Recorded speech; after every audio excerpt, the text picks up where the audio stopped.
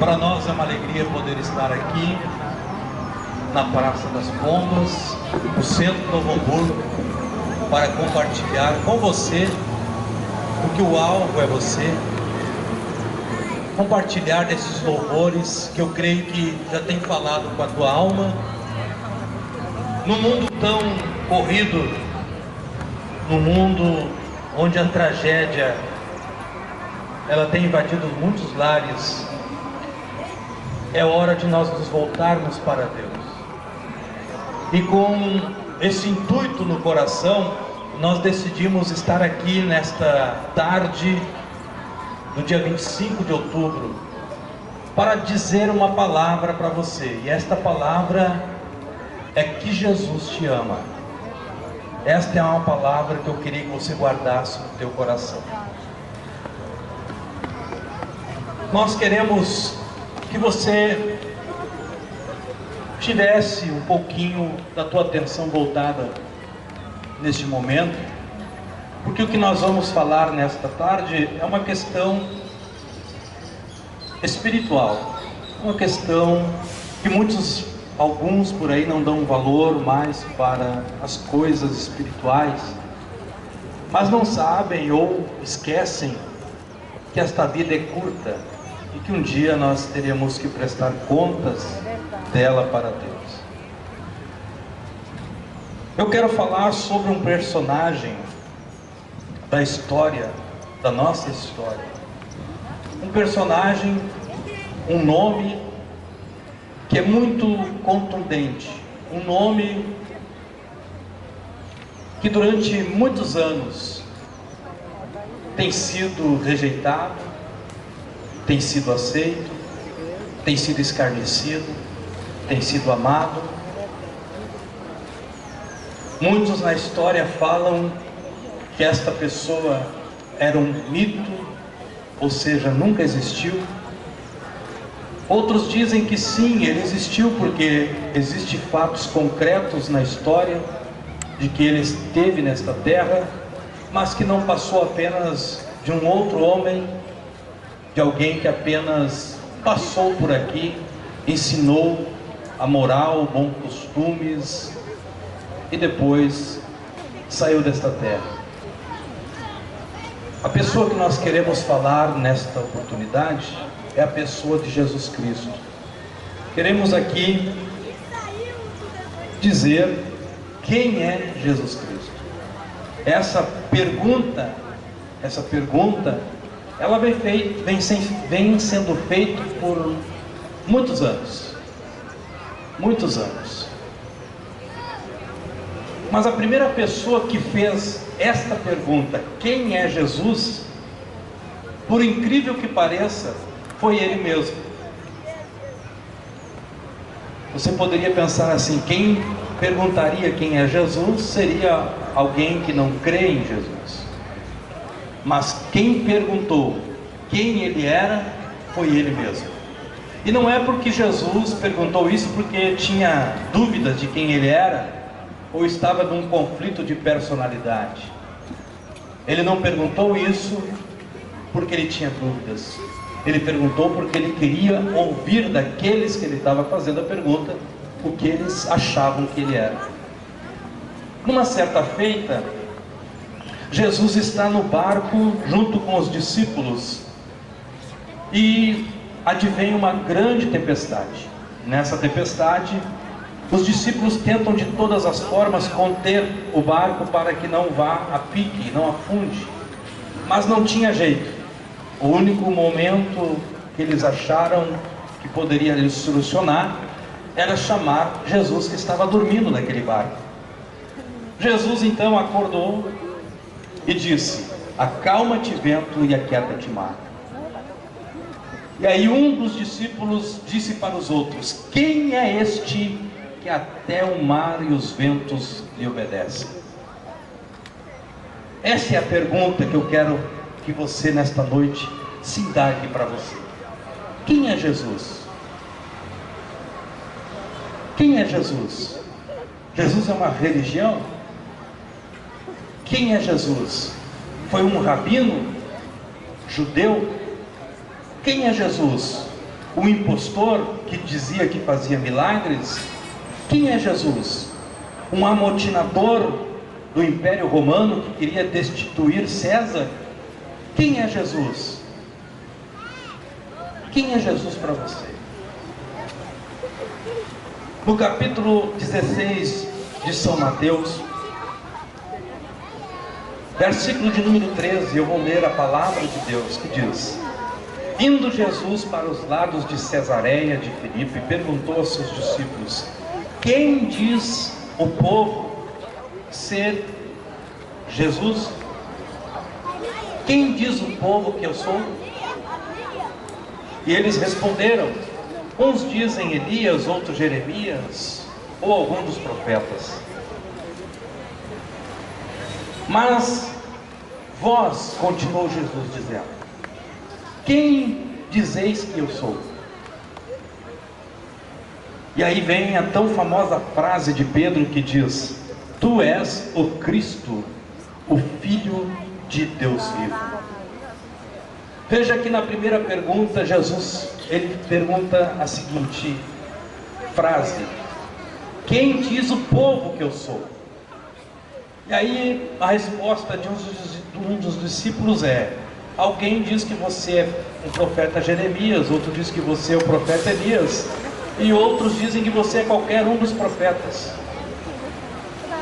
Mas Jesus queria saber dos discípulos o que eles pensavam dele, o que eles dizem de Jesus, o que eles achavam de Jesus. Jesus perguntou então: e vocês? Quem vocês dizem que eu sou? Eu creio que eles se entreolharam. Eu creio que veio muitas respostas à mente, mas um teve a coragem de olhar nos olhos de Jesus, e este um foi Pedro, e disse: Tu és o Cristo. O Cristo em grego significa ungido, o enviado. Mas ele não parou por aí, ele não disse só isso. Ele não disse: você é só um enviado, tu és só um ungido, que veio aqui para abençoar o povo, que veio aqui para fazer curas, que veio aqui para fazer milagres.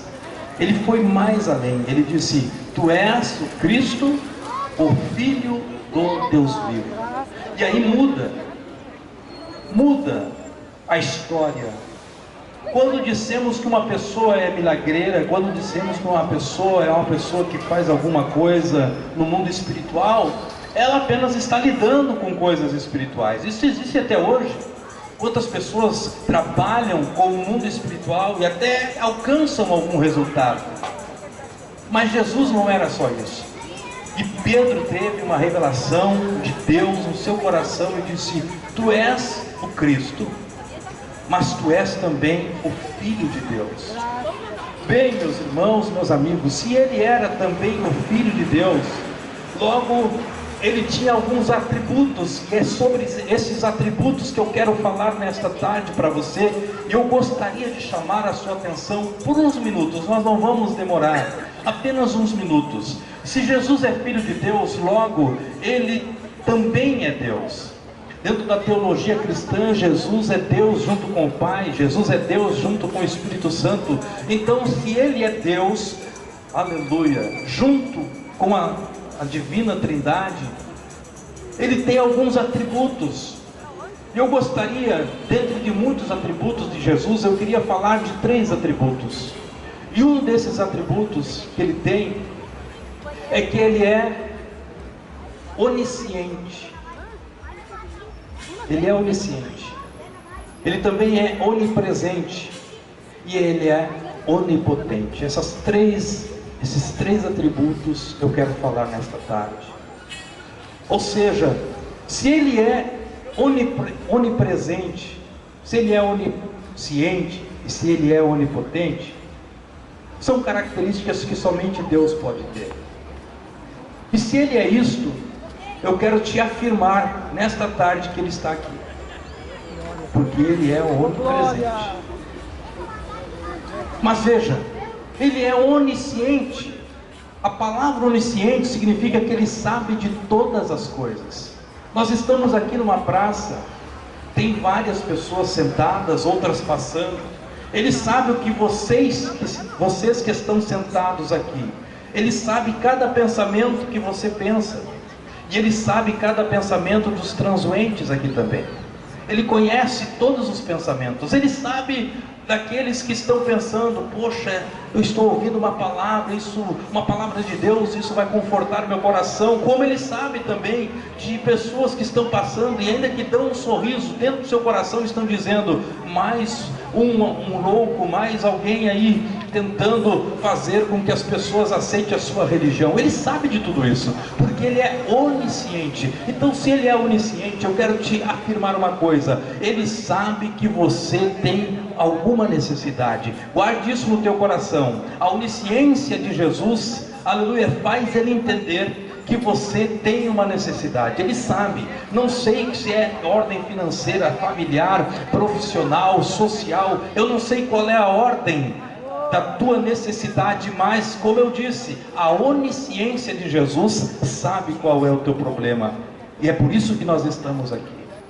Nós estamos aqui para te apresentar este Jesus que soluciona os problemas, seja qual a ordem de necessidade que for.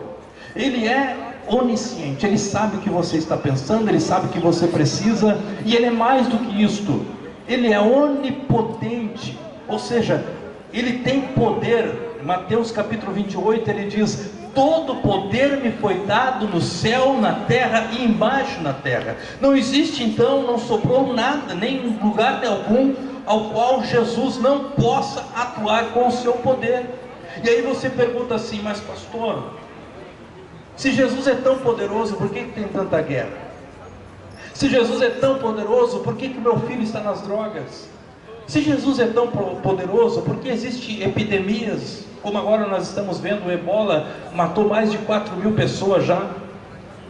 Eu quero te contar uma parábola, quero te contar aqui uma história, não uma história, mas uma história, que conta de um rapaz cristão, que foi cortar o seu cabelo, foi aparar o seu cabelo no barbeiro, e o barbeiro, ele era ateu, e o cristão tentou evangelizar, tentou falar de Jesus para aquele homem, tentou dizer que Deus existia, e aquele homem usou justamente estes fatos. Ele disse: olha, eu vou te provar que Deus não existe. Se Deus existisse, não existia guerra. Se Deus existisse, não existia fome. Se Deus existisse, não existia isso. Se Deus existisse, não existia aquilo. Aquele moço não teve argumentação contra aquelas palavras, e cabisbaixo terminou o seu corte, pagou o barbeiro e saiu. Saiu triste, porque ele tinha convicção que Deus existe, mas ele não conseguiu passar isso. E saindo triste, pagou, o barbeiro saiu da barbearia e começou a caminhar, deu uns passos à frente e encontrou um mendigo. Aquele mendigo estava todo cabeludo e barbudo, e todo sujo, pedindo esmola. Ele olhou aquele mendigo e deu a volta e abriu a barbearia e foi lá e disse: olha, eu quero lhe dizer uma coisa. O barbeiro olhou e disse: fale, moço. Eu não creio que barbeiro exista. O barbeiro sorriu, disse: mas tu deve estar louco. Acabei de cortar o teu cabelo, mas mesmo assim eu não creio que barbeiro exista. Mas por que tu dizes isto? Porque acabei de passar por um homem, ele está sentado na sarjeta, cabeludo e barbudo, então não existe barbeiro. O barbeiro olhou para ele, deu um sorriso sarcástico e disse: ele continua assim porque ele não vem aqui. Se ele viesse aqui, eu cortaria o seu cabelo e faria a sua barba. E o moço então olhou para aquele barbeiro e disse: assim é a humanidade. Se a humanidade se voltasse para Deus, Ele sararia a humanidade, Ele abençoaria a humanidade. Mas o problema é que a humanidade não procura Deus. Como que Deus vai resolver o seu problema? Mas Deus é poderoso, Ele tem poder. E essas pessoas que estão aqui provaram deste poder. Eu estou aqui porque eu provei deste poder. Não estou aqui ganhando dinheiro para fazer isso. Estou aqui porque eu sei da realidade do poder de Jesus Cristo. Ele me libertou, Ele me tirou de um cativeiro que só Ele poderia me ter tirado. Então ele tem poder, guarde isso também no teu coração. Então Jesus, ele é onisciente, onipotente, ele tem todo o poder, e ele é onipresente. E a questão da onipresença é que ele está em todos os lugares ao mesmo tempo. Não podemos confundir que Jesus está em todo lugar com Jesus estar em tudo. Jesus estar em tudo é uma doutrina aminista. Ou seja, Jesus está na caixa de som, Jesus está no notebook, Jesus está na árvore, Jesus está no poste. Não. Jesus, ele não está nas coisas. Jesus está no lugar. A sua presença está aqui. Ele está do teu lado.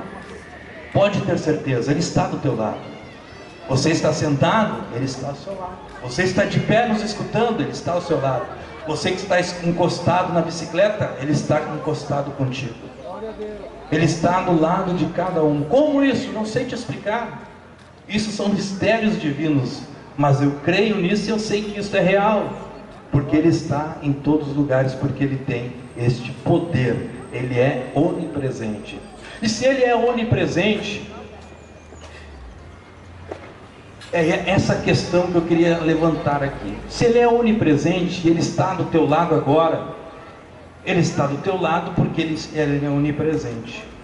Ele está te escutando o teu pensamento, porque ele é onisciente. E ele tem, veja, Jesus está do teu lado, Jesus tem todo o poder, e Jesus entende o que você está passando. A única coisa que impede o agir de Jesus é você dizer: eu quero que o Senhor haja na minha vida. É a única coisa que impede. É a única coisa. E esse impedimento se chama incredulidade.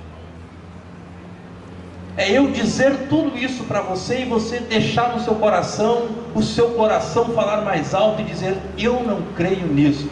Então ele vai continuar do seu lado, ele vai continuar entendendo o que você está passando, ele vai continuar com o seu poder para te ajudar, mas não vai poder porque você não quer abrir o seu coração.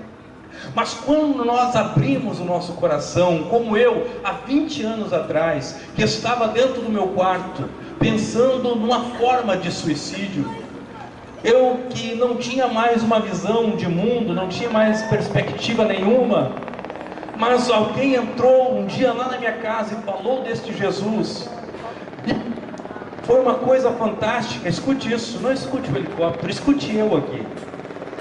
Foi uma coisa fantástica. Aquele homem, quando disse que Jesus me amava, aquele homem, quando disse que Jesus tinha algo melhor para mim, não foi uma coisa fictícia, não foi algo que simplesmente foram palavras. Você pode me entender? Eu senti o abraço de Jesus, e isso mudou a minha vida. Eu senti o abraço de Jesus naquela tarde, na sala da minha casa. Eu senti que alguém me abraçou, alguém me envolveu, e eu sabia que era Ele, porque era dele que eles estavam falando. E aquele abraço transformou a minha vida, e até hoje eu sirvo a Ele, porque eu não tenho uma fé cega. A minha fé não é uma fé cega. A minha fé é uma fé em cima de algo que eu senti, que foi a presença de Deus, porque Ele estava ali, enquanto eles estavam falando de Jesus, Ele estava me abraçando, meu coração foi abrindo, e Ele foi entrando e transformou a minha vida, e me deu paz, me deu alegria, me deu segurança, e mais do que isso, me tem garantido a vida eterna. E isso é que nós viemos fazer aqui nesta tarde, do dia 25 de outubro de 2014, nós viemos dizer aqui para você: Jesus está aqui. Você não precisa vê-lo, você precisa senti-lo.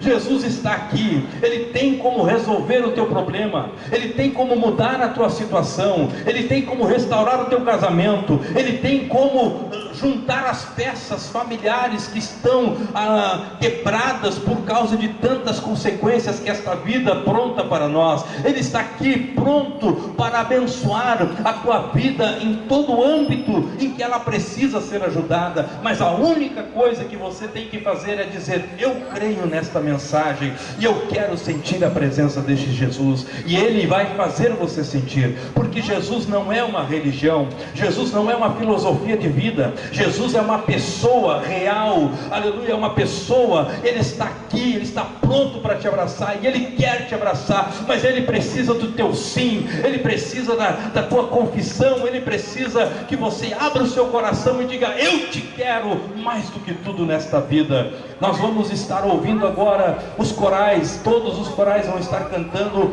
mais um hino, e neste hino, enquanto eles vão cantando, nós vamos pedir a você, se você quer sentir Jesus, se você quer ter esta certeza que Jesus não é uma religião, que Jesus não é, aleluia, uma filosofia de vida, mas que Ele é uma pessoa real, e quer sentir como eu sinto a sua presença, como estas pessoas, como estas crianças sentem a presença dEle, eu te convido a vir até a frente, até aqui onde nós vamos estar. Os obreiros, por gentileza, façam uma fila aqui para estar junto conosco. Nós vamos ouvir, aleluia, um louvor. Este louvor vai falar de esperança. Talvez você não tenha tido esperança até agora, talvez a tua esperança tenha ido ralo abaixo, talvez a tua esperança tenha, aleluia, se desvaído, mas eu quero te dizer, existe alguém que te traz a esperança de volta, e o nome dele é Jesus. Não é um mito, aleluia, não é mito como Zeus, não é mito como Apolo, deuses gregos, deuses romanos e todos os outros deuses. Jesus, ele é uma pessoa e está pronto para te ajudar. Basta você dar um passo de fé. Enquanto o coral canta, os corais cantam, eu convido você a chegar mais perto aqui da tribuna. Nós vamos orar por você. Faça a sua parte. Eu não posso fazer a parte que é sua. Jesus uma certa vez chegou diante de um túmulo, e alguém pediu para ressuscitar o seu irmão, e Jesus disse assim: eu ressuscito, mas tire a pedra. Jesus faz o milagre, mas quem tem que tirar a pedra somos nós.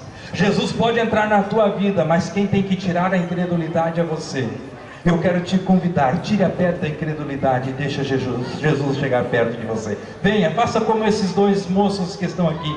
Venha, não tenha medo de Deus, tenha medo do diabo, do inimigo da nossa alma, de Deus não. Venha, e Jesus vai te abençoar. O coral vai estar cantando.